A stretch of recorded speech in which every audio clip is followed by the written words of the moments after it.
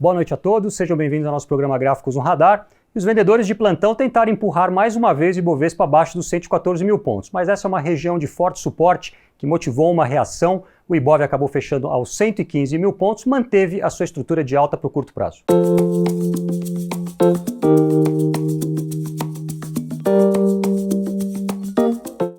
Este é o gráfico em escala intradiária do índice Bovespa, gráfico de 1 hora, e por aqui o Ibov vai completando o pullback até o teto do antigo triângulo que ele havia superado. Quase ele perdeu aqui o apoio dos 114.100, na mínima do dia ele chegou a tocar lá nos 113.600 pontos.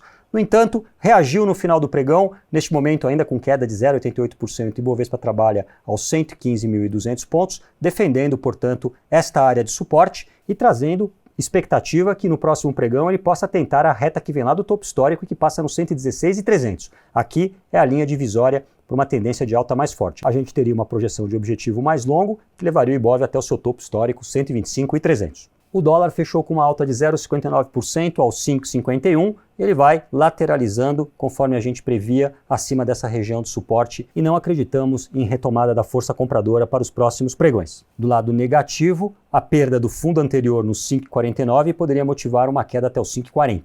Passando agora para as ações, vamos começar com a Vale, que perdeu a reta de suporte mais inclinada que passava nos 95,84 e na mínima do pregão de hoje encostou ali nos 91,85. Nesse momento ela reagiu, está trabalhando aos 93,45, ainda assim, com a perda desta reta, a Vale teria potencial para buscar patamares mais baixos, como os 91,05 ou os 87,40. Do lado de uma reação, esta reta de suporte passa a atuar agora como resistência, nos 95,84. Este é o gráfico de Itaú numa escala diária. Ele abriu o dia com uma forte queda, chegou a bater ali na mínima 27,50, essa altura ele caía mais de 2,5%, e neste momento ele vai virando para o campo positivo, 28,38 é o preço, vai defendendo uma estrutura que a gente vem falando, uma estrutura altista, uma bandeira que tem próxima projeção apontando lá para os 30,98. O suporte da bandeira fica nos 27,85. Vamos atender agora algumas solicitações dos nossos investidores, começando com o gráfico da Suzano. Aqui eu enxergo uma lateralização de topo, o ativo tem suporte no 71,40 e principal resistência no seu topo histórico, marcado aos 79,18, e apenas na quebra deste número eu acreditaria numa alta mais forte visando os 89,80.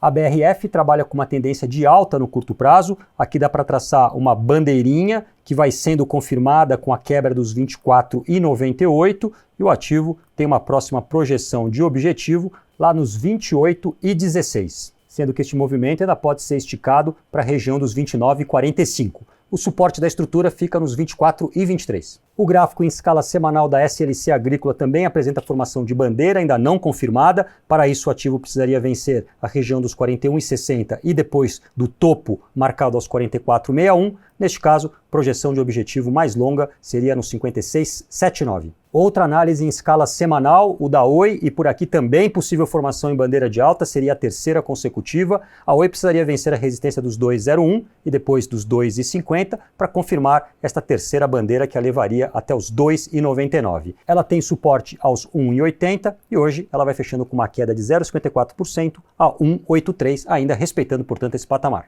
Agora o gráfico da Positivo numa escala diária, aqui houve quebra da resistência do canal de baixa que passava nos 4,98 e com gap de fuga o papel começou a andar. Vai vencendo também a barreira dos 6,30, hoje a Positivo fechou com 3,24% de alta aos 6,37, com espaço para continuar avançando até os 7,34. Do lado negativo, um retorno abaixo dos 6,30 seria considerado baixista e aí o papel poderia fazer um pullback para vir fechar o gap que deixou nos 4,98. A Via Varejo segue com uma tendência negativa para o curto prazo. Após ter perdido a base do canal de baixa na região dos 12,87, ela tentou um pullback para voltar para dentro deste canal, mas não conseguiu concluir esse movimento até agora. Permanecendo abaixo desse número e perdendo o suporte dos 11,20, a projeção de objetivo para ela seria lá nos 9,53. Banco do Brasil trabalha numa região de suporte marcada entre os 29,83 e os 28,14 e vindo acima de 31,37, teria gap para fechar nos 32,05 e mais acima passaria a olhar para a região entre os 34,51 e 35,30. A estrutura aqui, portanto, nos parece uma formação de fundo.